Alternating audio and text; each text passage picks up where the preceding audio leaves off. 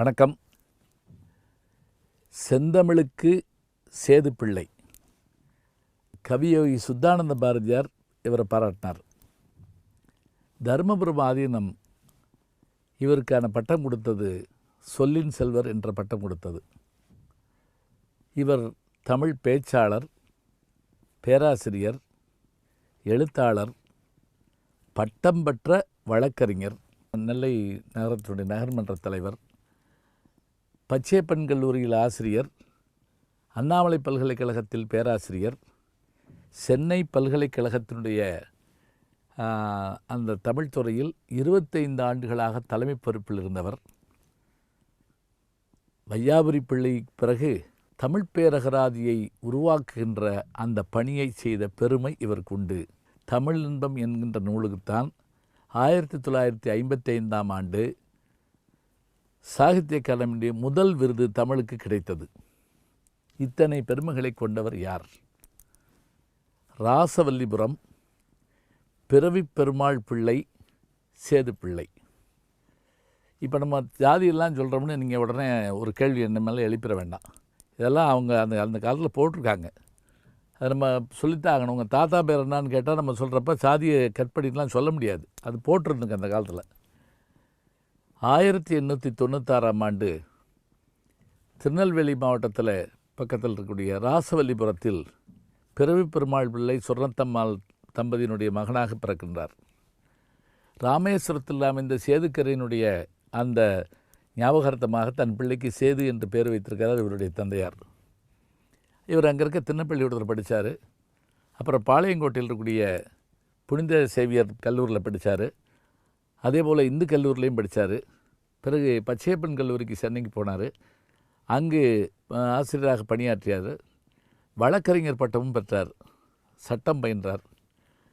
பிறகு திருநெல்வேலிக்கு வந்து அங்கே நகர்மன்ற தலைவராக இருந்தார்.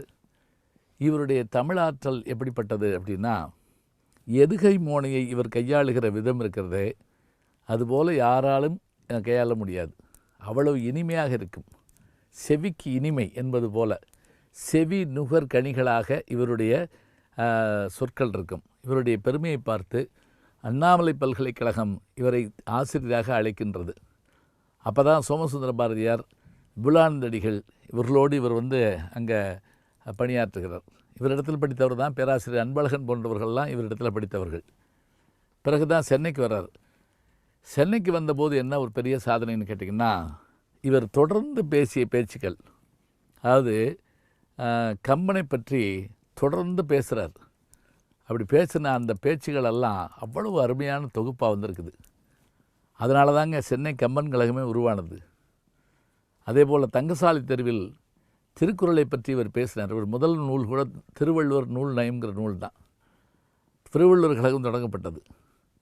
இன்னும் சொல்கிறதாக இருந்தால் கோகலே அரங்கத்தில் சிலப்பதிகாரத்தை பற்றி இவர் பேசிய பேச்சுக்கு ஈடேது இணையாது என்று சொல்வார்கள். அப்படிப்பட்ட பெருமையுடையவர். இவர் நகர்மன்ற தலைவராக இருந்தபோது பாளையங்கோட்டையிலும் திருநெல்வேலியிலும் இருந்த அந்த தெருப்பெயர்களில் இருந்த பிழைகளை எல்லாம் மாற்றி தூய தமிழ் பெயர்களை வைத்தார். அதனால தானுங்க இவர் எழுதின அந்த ஊரும் பேருங்கிற புத்தகத்துக்கு இணையாக ஒரு புத்தகத்தை சொல்ல முடியுமா? சொல்லுங்கள் பார்க்கலாம். கங்கை வேடனும் காலத்தி வேடனும். கங்கை வேடன் யார்? குகன். காலத்தி வேடன் யார்? கண்ணப்ப நாயனார். எப்படியா சேர்க்கிறார் பாருங்க. கங்கை வேடனும் காலத்தி வேடனும். வேலும் வில்லும். வேல் என்பது கந்தபுராணம், வில் என்பது ராமாயணம். இந்த ரெண்டையும் ஒப்பிட்டு சொல்லக்கூடிய பெருமை அவருக்கு தான் உண்டு. அது மட்டும் இல்லை, இவருக்கு நான் இவர் வாங்கின பட்டமெல்லாம் நான் சொன்னேன். இவருடைய மொழி நடை எப்படி இருக்குன்னு தெரியுமா? வாழ்வும் தாழ்வும் நாடு நகரங்களுக்கும் உண்டு, சீரும் சிறப்பும் மிக்க பெருநகரங்கள் கூட கால வேறுபாட்டினால் புகைப்படிந்த ஓவியங்கள் போல காணப்படுகின்றன. என்ன அழகாக இருக்குது பாருங்க இந்த உரைநடை.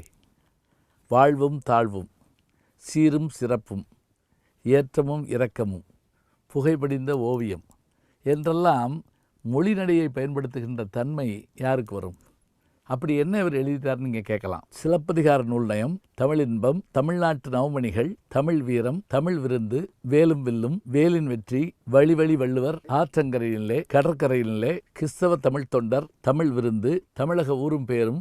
பாருங்க, இவ்வளவு நூல்கள் இருக்குன்னு சொன்னால் நீங்கள் கேட்கலாம், அவரை பற்றி பேசுகிறீங்க, அவர் என்ன எழுதுனான்னு தெரியாமல் போச்சுங்களா, நாங்கள் எப்படி தேடி படிக்கிறதுன்னு. படிங்க. படித்து பார்க்கிற போது தான் ஒருவருடைய பெருமை நமக்கு தெரியும்.